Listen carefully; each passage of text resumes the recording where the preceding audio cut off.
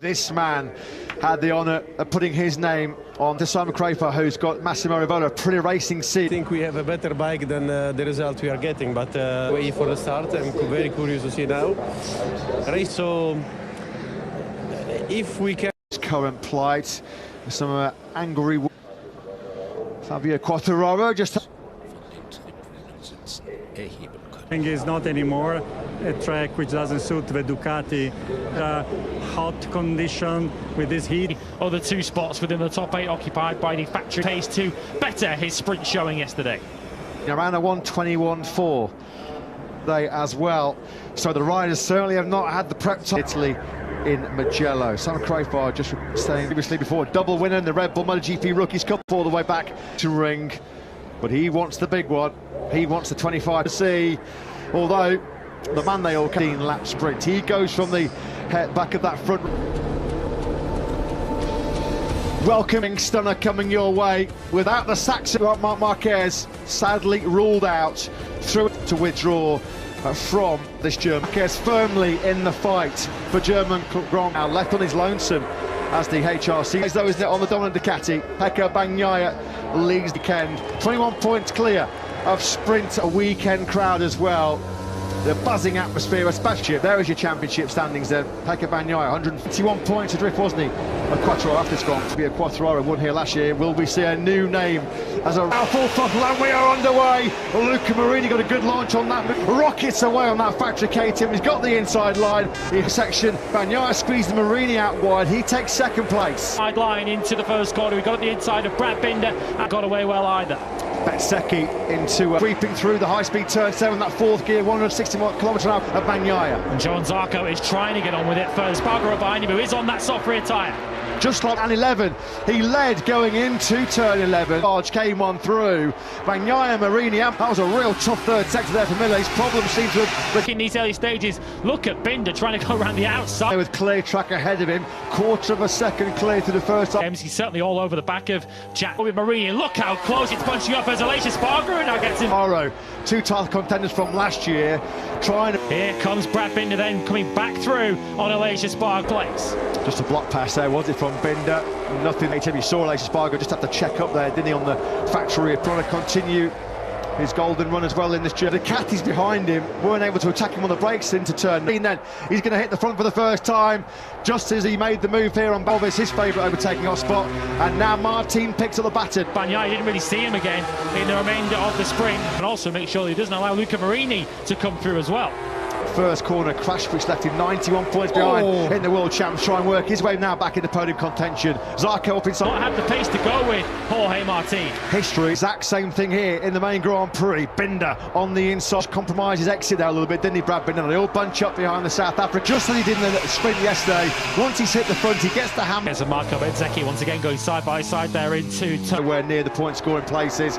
Now then, Bagnaia, just his problem though, trying to work out what to do. Find nearly a couple of tenths in that third sector of Alex Marquez in turn 13. Bagnaia learned from the studying those laptops last night inside that. Ahead of him, so Binder having got clear of his teammate Miller. Putting paid to Zarco's podium hopes here. A long, long way to KTM in turn number 11. He's now dishing contact between him and Miller. Zarco on the... Turning into a similar story from Mugello, isn't it, where Miller was pretty competitive 7th place, but he is 3 seconds off the race leader. This wide he was just using a bit of poke there on that Ducati battling at the Saxon Ring pre-season. So far halfway around Martin now. Bagnaia said his personal best lap last time, adding more pain for Jack Miller. Yeah, Miller's getting a more. The Australian to turn 12, he just got for slightly wide, didn't he, there? But the Ducati colleagues, Martin initially set the fastest lap of the race. On your screens there, as you can see, a 1:21.2. Bagnaia, Marini, Binder and Zarco. Here is Martin then, who halfway around this lap is half of the Grand Prix, and the longer it wore on, Martin...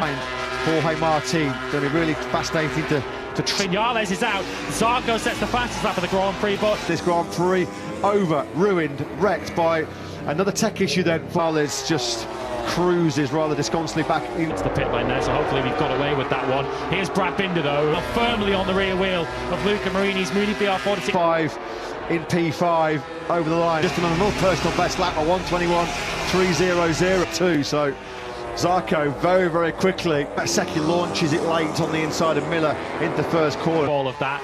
as Johan Zarco looked like he was ever so slightly wide there. He's in on Marini, Binder up to the inside, he's not allowing Marini. Rear ride height device squatting on the KTM as he tries to pick up the drive. Go down over 37 points available next weekend in Assen. The field have gone through the very loud pit lane.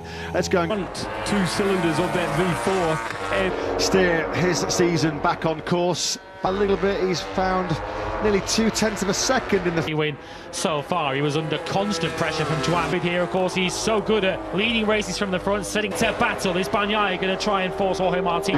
Here comes Zarco and his beloved Torini. I don't think there's any corner on the Grand Prix calendar when he went down there, but other than that, it is the signature he needs to make in the first half of this Grand Prix before he comes into. That's not really easy, is it, when you're flat out in 5th gear through the scary drop? All about his focus, all about his concentration.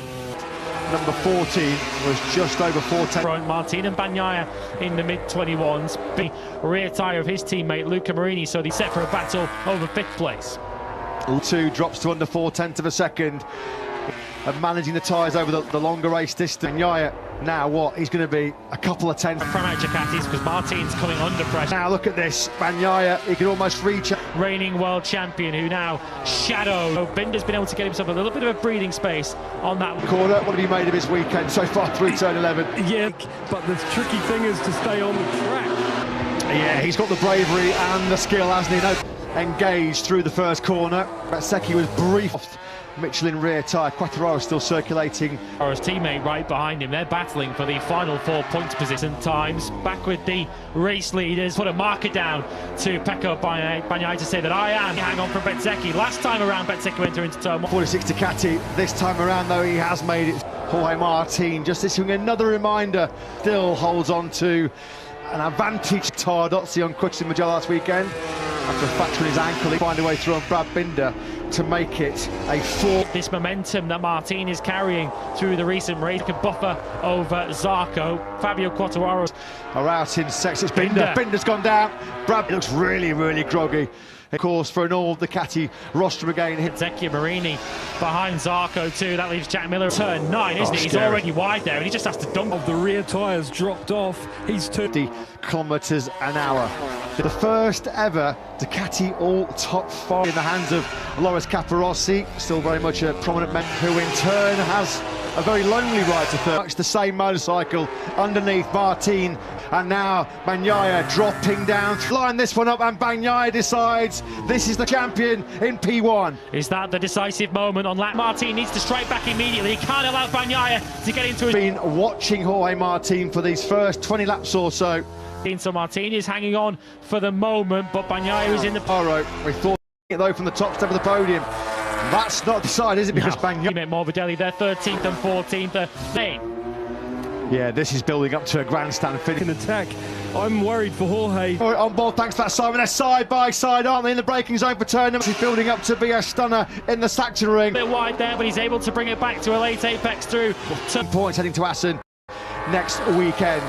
If they did that in Le Mans, Mugello, Jorge Martin and Spargo, he's in the high 22s now. He lost a place. The soft rear tyre are starting to pay the price.